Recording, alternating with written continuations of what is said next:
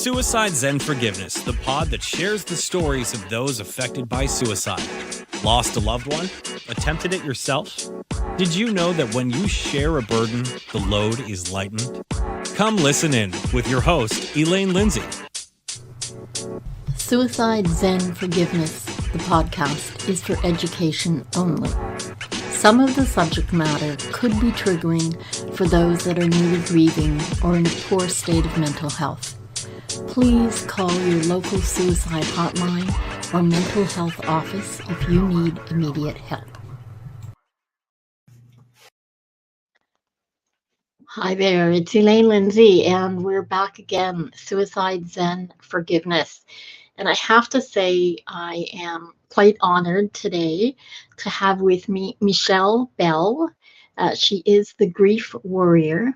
She is a death shaman, and she is someone I met on Clubhouse.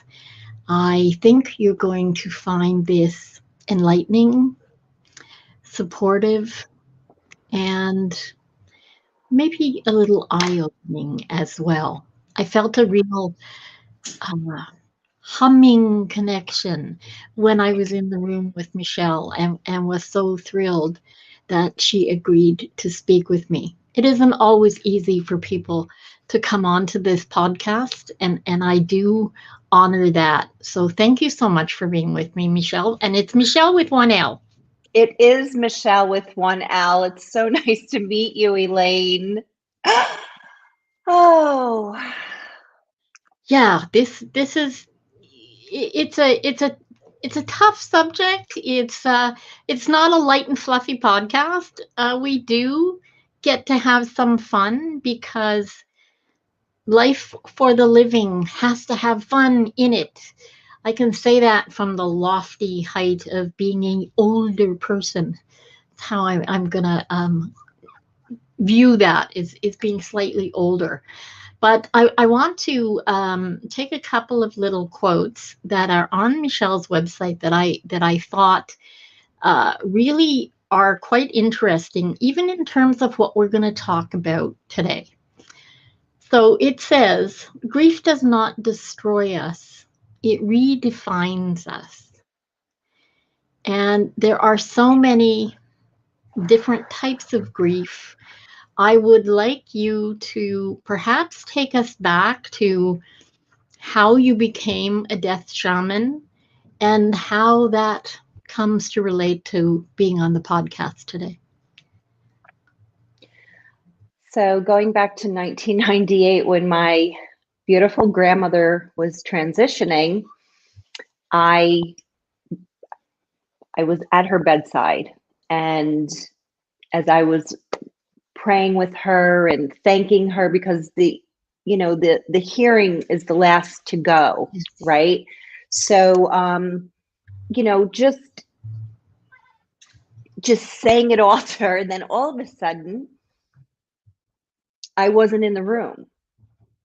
Like I was going to a place beyond the veil that they call it today, and this is in 1998. So I was in this beautiful space and time of peace and love, and it was profoundly and deeply, like, it's so hard to describe, and then as I was going up higher and higher, she was elevating, and her hair started to turn red. She had the red lipstick. She's like, Shelley, I will always, always be with you. And I'm looking to my left because the spirits always come to my left. And on the left-hand side, I do see the gates, and I see all these people with their backs turned, just like in line. And I'm like, okay, it's time for me to exit and to go back. I don't even know how it happened, but I was at at her bedside, and I felt like I dropped out of the sky, and then or the heavens, and I felt like butter, like melted butter. I felt I didn't feel the 150 pounds that I weighed. Let's put it that way. So it was a beautiful experience. And then later on that evening, I got a phone call from the hospital at 3 a.m. Your grandmother had transitioned. And I say transitioned a lot. So that's how I refer to my loved ones, is that they've transitioned. So I thought I was so relieved for her. And, you know, later on, I didn't know who to share this story with, because back in 1998, you don't share these kinds of stories with people because they're going to think you're a little wonky. Yeah. They still do today think you're wonky when you talk about it, right? Yeah. So I was so I wanted to share the story with somebody who was elevated and more enlightened. So back in the day, Montel Williams every Wednesday had Sylvia Brown on in the audience there, and I'm like, I'm just going to go down. I'm going to go down and raise my hand in between commercials, because I do not want to be live on TV. I do not want to share the story. And, you know, I think back, and when I shared with her, she said to me, my dear, you will one day change people's lives. You have such a profound gift. And that's really all she said after I explained it to her. And then she approached me after the fact. And then she was kind of like my go-to person when I was going through this journey of transitioning into and I didn't even know what a death shaman was, or a death doula. I've only known recently, because it's the hype now. Everybody's a death doula. Yeah. Yeah. But for me, Elaine, it is so sacred. It is a very sacred gift to me. To be able to sit with people that are dying and being able to transition them to the other side in the fear of the unknown. So I believe that my grandmother she prepared me for this transition with my son for those 5 years when he was diagnosed with the cancer in 2000. So I feel as though that was preparing me for Nikki. And, I spent 5 years on 9 East in NYU on the 9th floor, going in and out of rooms, transitioning young adults, talking to them, loving them, bringing them to a place of such love and comfort where they're not that they're fearless, and that they're suppressed to a place of calm. Yeah.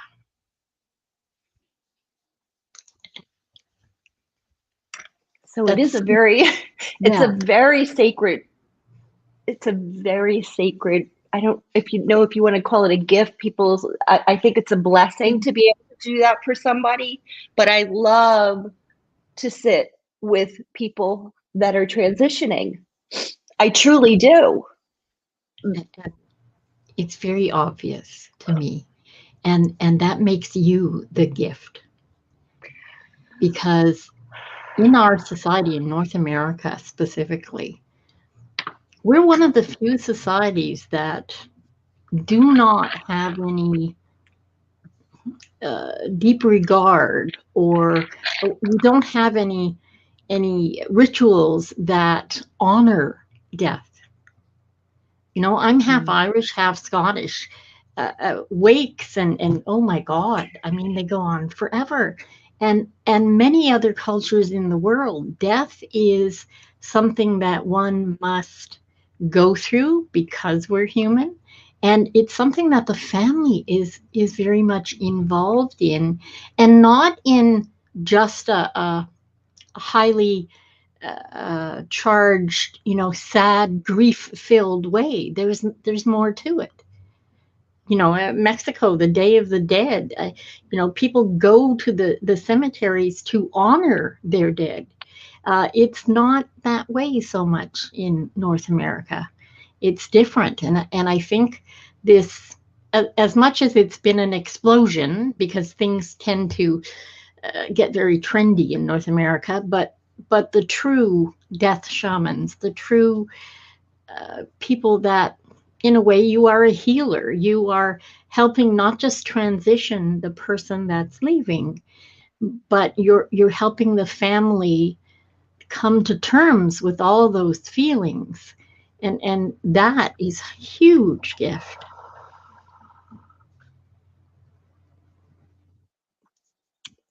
It's a lot of energy, but you know, it's so worth it.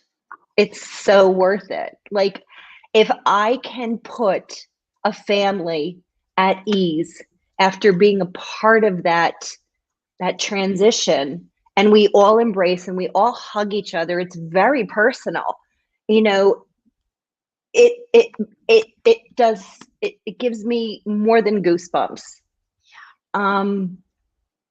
Because I know that they're safe. They're safe. And I know the other side so well because, you know, my son, Nikki, visits me often. So I do know that I had a client who lost his wife recently of 55 years. And he said to me, Michele, is my wife in heaven? I said, absolutely. Yes. You know, and he's such a sweet, innocent man. I love him. But the one requirement in grief, and when you lose if your friend transitions or passes away, be that friend to that, embrace them fully and be their support for them. That's something that I didn't have after my son passed away. It was so traumatic. I mean, I literally spent my first Mother's Day alone. And I have spent my Mother's Days alone for many, many years, but I'm okay with it now. But getting back to, you're Irish. My family's from Scotland. They're from Austria.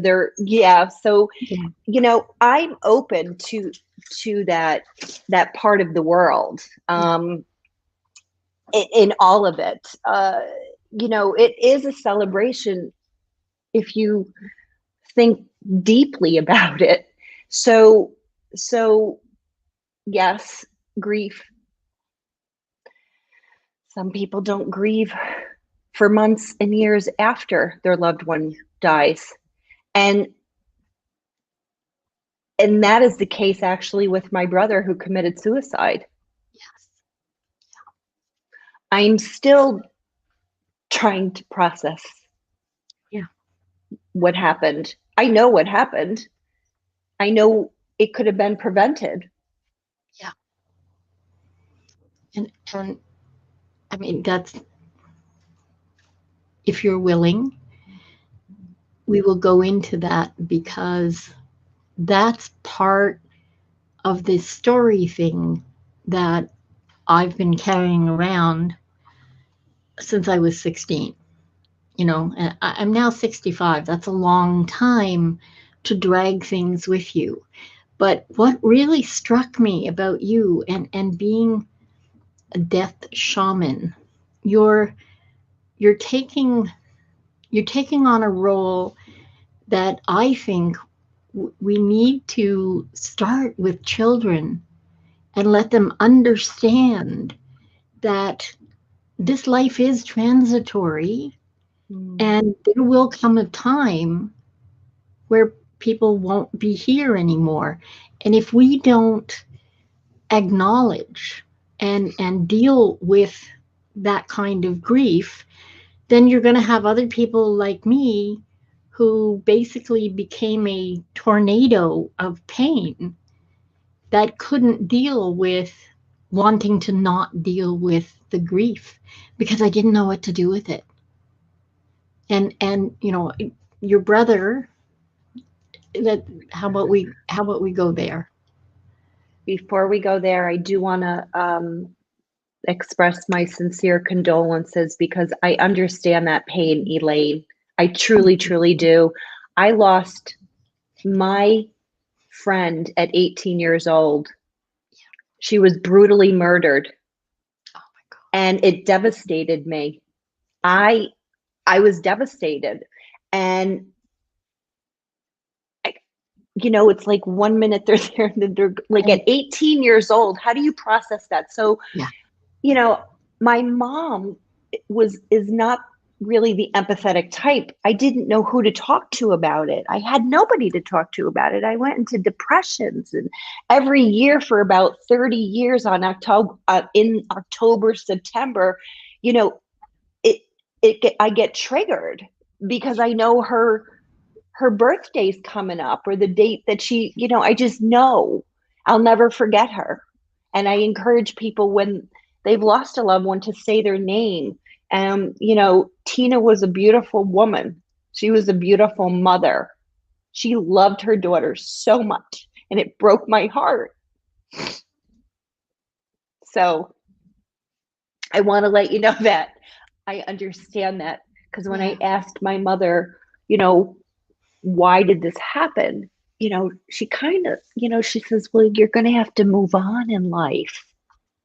Okay.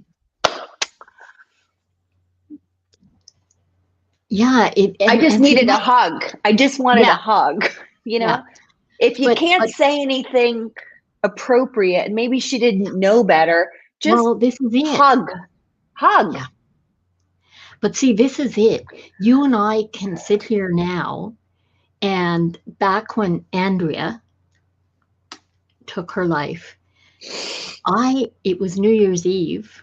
So it was New Year's Day that I had to tell my parents what happened. And like your mom, it wasn't even that, I think my parents would have tried to be supportive in some way, but this was 1972. They were deeply Catholic. Mm-hmm. My girlfriend was Jewish, and to them, she had just committed the ultimate sin in their religion. Yeah, exactly. And that feeling, you probably understand the feeling of, I was already in a combative mode because I felt I had to defend her from all comers, because it just, how do you pass that on? And as your friend, so heartbreaking, was murdered, it's a different thing because there's all that heartbreak, and the grief is all there, but it was not her doing. And it took me decades to understand that there was a kernel of anger at Andrea for putting us in this position. I couldn't know back then what I know now, and how, he actually gave me an incredible gift. But back then, the anger just got stuffed down with all the other feelings that got stuffed down, because we were not taught to air our feelings. And you two are Scottish. I'm born and bred Edinburgh. You do not show. I want to visit there. You have to. It's gorgeous. Yeah, no, I know. Gorgeous. It's calling my name. Yeah. Oh yeah. Yeah, well, yeah, we will talk about that later too. But it was part of the culture to not talk about your dirty laundry. That's what it was considered. Anything that was mental illness, anything that was untoward, anything that was, somebody got jailed, that was something you did not talk about because it was not the done thing. And it just was a sign of the times. You know, Maya Angelou said, when we know better, we do better, which is absolutely true. But it's taken us all an awful long time to get to a place where we understand that we need to know better. Well, thank goodness for Clubhouse, right?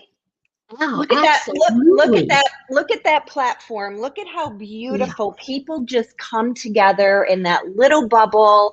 And you can not only, feel the energy, but you're being comforted by strangers Yeah. from all over the world. And you know who they Absolutely. are authentically. Yeah. It's really quite beautiful. So in my first book, I created the 7 stages of grief alignment, which is living with intent, embrace, because it took me 11 years to actually write my book because of the emotional roller coaster. So, I was searching for the tools myself because therapy wasn't going to help me. I had to go deeply within, and create the tools which I use now, and the modalities that I use now with clients on my one-on-one retreats. And I'm so, so grateful that I call them sunflowers because we have our own little secret garden of growing and evolving and love, and a new way of living in life, in the grief. Yeah. So back then, yes, it was, not appropriate maybe to talk about it, but I'm a little bit of a rebel, and I need to express myself. That's just who I am. So, let me get back to the 7 stages of grief alignment, living with intent, which is I use the word embrace as an acronym. E, express. Yes. Right? Emotional journaling. E, express. M, meditate. And there are so many ways to meditate and breathe.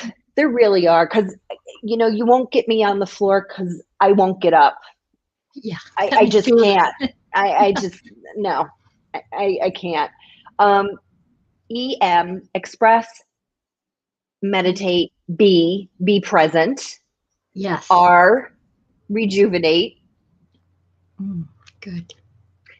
A, awaken. C, connect. And E, eat healthy. So they all kind of intertwine together. And I just finished my first course, which I'll launch soon as I get a chance to do the videos in between my other work, on express. So I find that express is truly important in this journey of loss, losing a loved one, of all of it.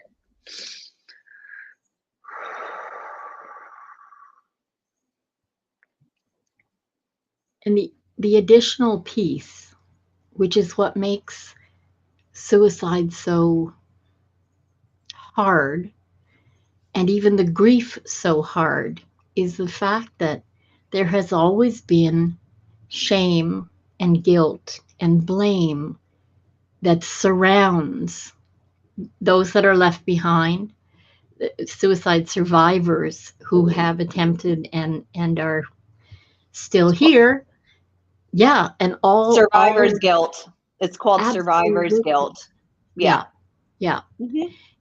And that plays a huge part too, because until very recently, people tended not to tell people if someone in their family had taken their own life. It such a taboo subject.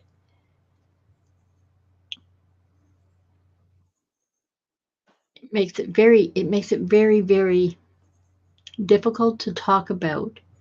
But I think from the perspective of being a death shaman, I think this is something that you have a unique perspective and talent to be able to help those that are left behind deal with that aftermath. I work with a lot of young adults. Truly, I just love working with a lot of young adults in my circle. It's their trauma, all of it is relatable to me. I understand it. I understand the bullying. I understand the suicide thoughts.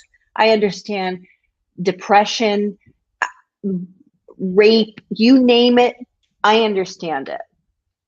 So, survivor's guilt is a huge one for me, that I do struggle with, because my mother got pregnant at 25 years old, and she was under the guise of her father and mother to go to a convent for 9 months.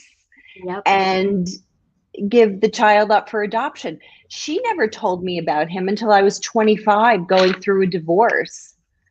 She just all of a sudden says, "Hey, you got a brother." And I was an only child. And, I was so, lonely growing up, because I didn't have anybody that I could really share secrets with, or not even secrets, but just have a normal conversation with, because I was so bullied growing up. And it was so unpleasant, because I didn't have my mother on this. It was just my grandmother did her best, but I really was, I always used to say to myself, because I used to hide underneath my dining room table with a sheet over it, because I used to think I was Barbara Eden from, remember her? I'd be like, "Give me a brother. Bring me a brother." And then 25 years old, I find out I have this brother that my mother never connected with. She never found. And she's like, "Michele, don't open up a can of worms." And I'm like, "Oh, well, honey, you're talking to the wrong person. Yeah. I have a brother. We're going to embrace you and him." So, back then, the adoption registry in New York, if the parent isn't registered and the child is, there are no connections. So I had to register my mother. Oh, wow. Yeah. And he is 4 years older than I am. And I'll never forget it. I was so happy to hear his voice on the other end of that phone. We connected immediately. But I felt his pain. And I was going through survivor's guilt, even though he still existed, because I'm the surviving sibling that lives with your mother who gave you up for adoption. Yeah. So, I had to, always treat him with the utmost respect as my brother, but I kind of took on that maternal role that my mother never gave him, because I love being a mom. I really do. I miss it. So, he was a big part of my life. Michael. His name was Michael Jude.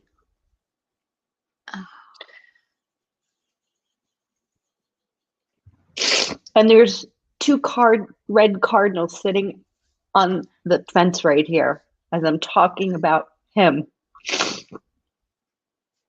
which are probably my brother and my son. Yep. But, you know, it was sometimes challenging to have a conversation with Michael because he always expressed his depression to me, and he felt abandoned. He called her Barbara, which is, you know, reasonable.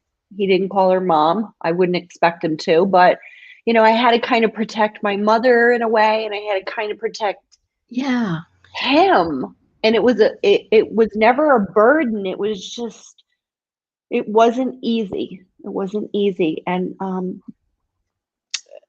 because I always had in the back of my head the survivor's guilt of, can we just be a family? Can we just move out to Colorado? And that's what happened. That's what happened in 2017. Do you want me to talk about it? If you're comfortable, absolutely. Okay. So I moved back to my family home because my mother was diagnosed with dementia. Yeah. And it was challenging. She's very cantankerous. Dementia wouldn't help with that. You know, it wasn't there like in the very beginning because my mother, ooh, I love her to death. I really, really do. But we had a very dysfunctional relationship. Very much so. And a lot of trauma, mental, psychological. And I went home to take care of her for 8.5 years until she transitioned in April during COVID at home. She asked to be home. So I said, yeah, we're home.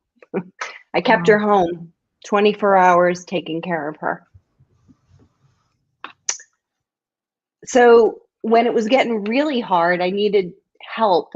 After 5 years, I said, I need help. I need people to help me come in here. And, you know, she was always up 18, 20 hours. She won't only, it's so, and, you know, and I never told Michael the details, but he and I always talked, but I think he felt that I was stressed.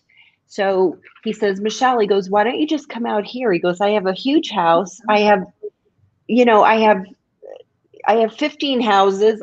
He did so well for himself. This is what really hurts me, because he became a lawyer. He worked hard. He had properties. He was fit, healthy. He was a vegan. He loved animals. But he was in so much pain. I would listen to the stories of these,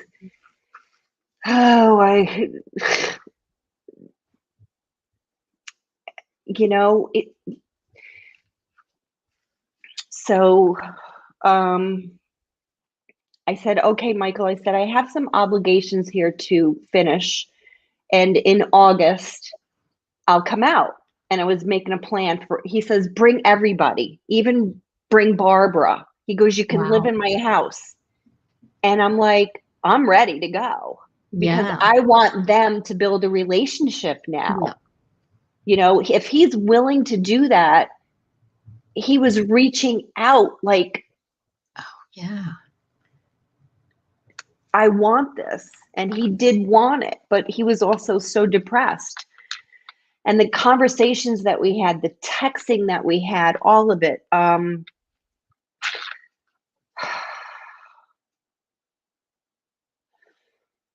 The week before I was supposed to fly out there, I had an obligation in New York And that Friday, I called his phone and there was no answer.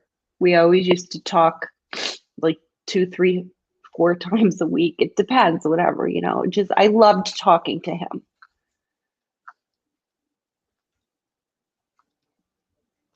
This woman calls me back. Oh. Yeah. And she goes, oh, hi, Michele. I go, who are you? Oh, this is, I forget her name. Michael shot himself. Oh my God. Oh, Michele.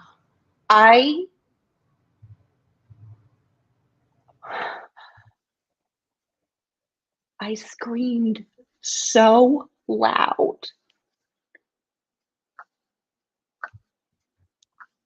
I screamed so loud. I'm like, there's like, no. And then I screamed so loud that my mother comes in the kitchen from downstairs, and she goes, what the hell's going on in here? And I'm like, well. Wow. I said, your son shot himself. My God.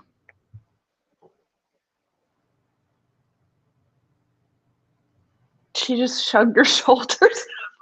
I'm like, oh my God.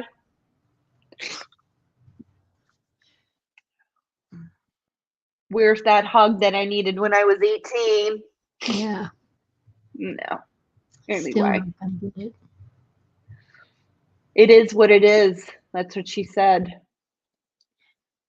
And she always said that. That was her thing. It is what it is. So I didn't sleep all night long. I booked a ticket to Colorado.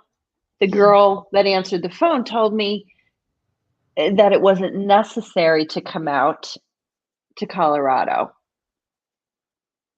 Not necessary. Well, here's the thing.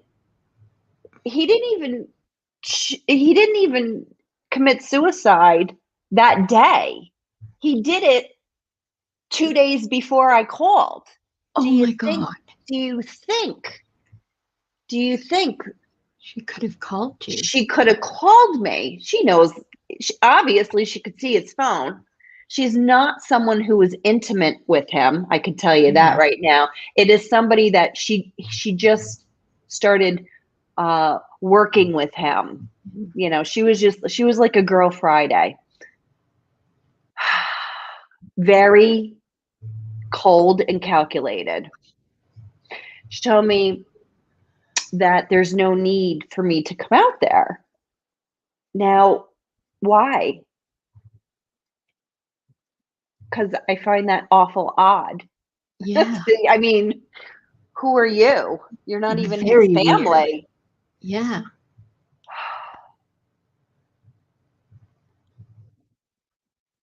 I was worried about I was worried about his animals.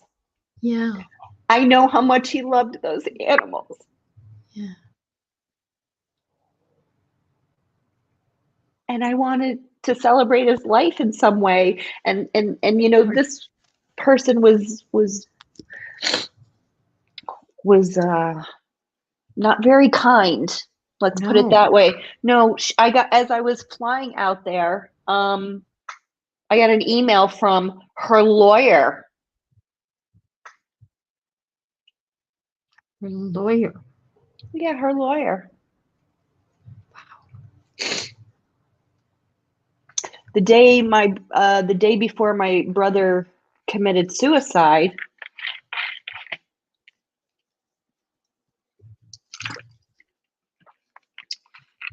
he changed his will from giving all of his money to the Parrot Foundation, the Cat Foundation, and the Dog Foundation to her. The day before. Whoa. Mm-hmm. That can't stand up. Well, in Colorado, apparently, it does. Wow. And I have a stack of evidence. Oh my God. That's terrible. So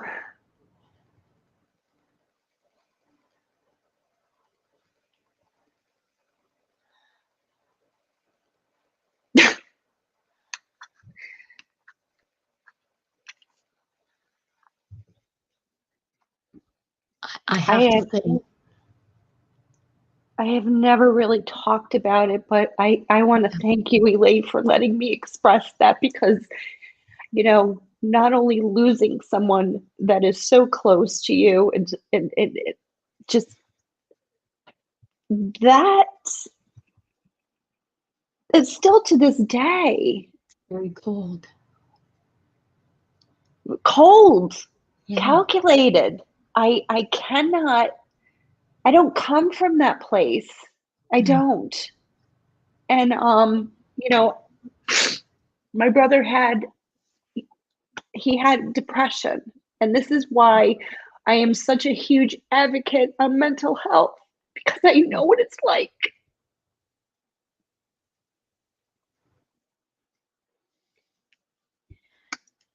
I know it won't be huge comfort, but you can take small comfort in the fact that he knew he mattered to you. And I think that's a really important takeaway for you. Not your mom, not your family, but you.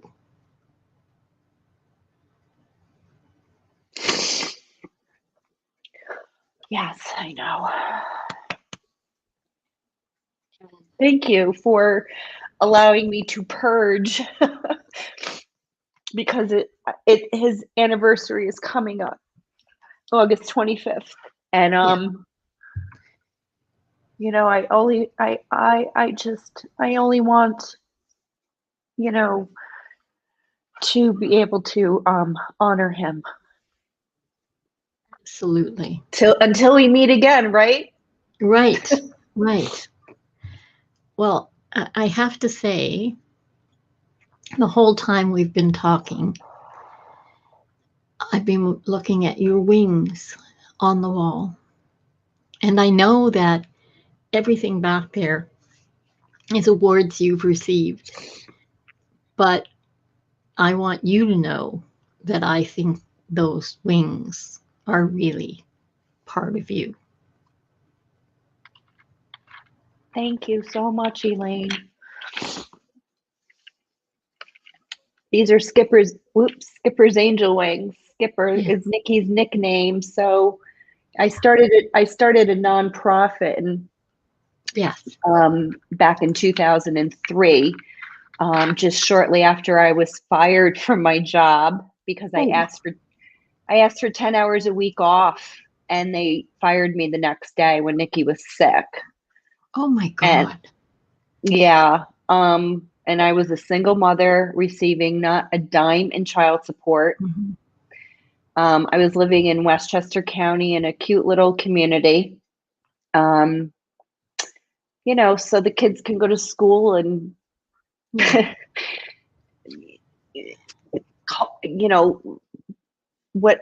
bringing them downstate, felt good, energetically, it felt good. And they had such beautiful friends, but so that's what happened. Like I was devastated. I lost my house. I lost my car. I had to kind of figure it out myself, which I did.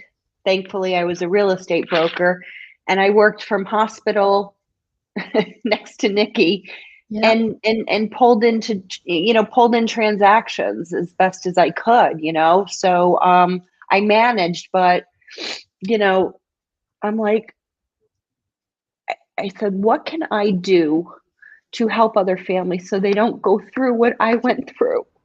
Exactly. I have to pivot the pain to purpose Yes. because I was in so much pain every day watching him through that IV drip. Yeah. You know, I'm a kind of person that needs to be like going and just actively doing something and doing it with purpose and there's always a why behind of what I do, and there's a deep meaning behind it. So I started Skipper's Angel Wings for terminally ill children and hospice patients, and hopefully one day I'll be able to open a Zentuary for them so they have a place to go, because we had nowhere to go. Yeah. You know, so that's the goal with that. That's beautiful. That's beautiful. And we will make sure that there's links to everything that you have in the notes on the podcast page as well.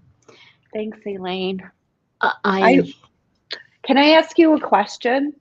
Absolutely. Are you okay? Yeah. How are you? At this moment, I'm deeply grateful that you chose to come and talk with me. I'm thankful that I'm finally paying attention and letting my intuition guide me to the people that I need to talk to. Yeah. And how do you feel right now? Oh, well, I feel so relieved. No, I do, because you know, part of all of this is authenticity. And guess what? This is who I am. I am authentic in my grief journey and in my life. There's no other way to be. There's no room for ego in grief. None. So the hug, and a lot that I talk about too, is the pause. To take a pause. Yeah. I know we don't have a lot of time because this is live, but I pause quite often. I look out into this beautiful space and place and I pause. I think that's really important, because I think sometimes we're always so busy, so forward moving, that sometimes pausing, what some people call being mindful, is really critically important.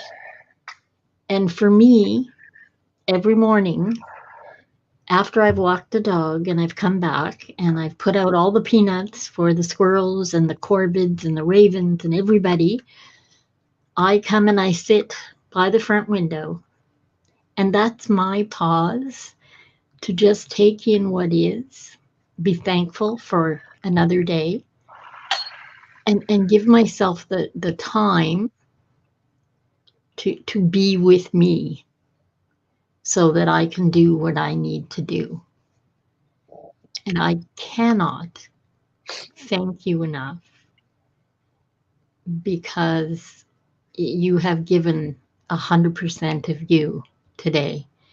And I'm so honored that we're able to share your journey, because I know it will touch others. I also know it may not be next week or next month, but you will get a real IRL hug from me sometime. I hope so, yes. Here's a virtual hug. Thank you so very much. Is there anything you'd like to leave the audience with?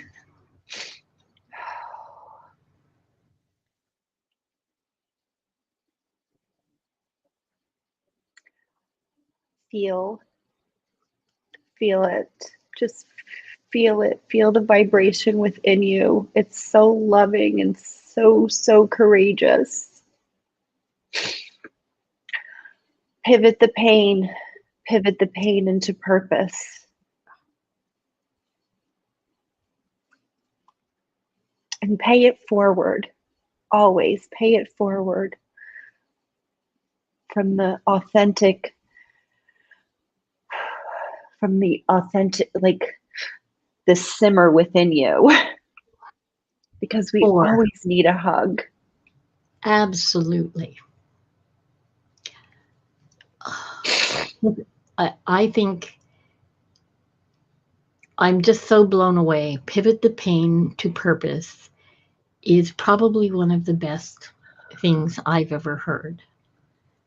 And I am truly honored that you've shared with me. Thank you, Elaine. On that note, I want you too to consider pivoting your pain into purpose. If you need to reach out, please feel free to do so.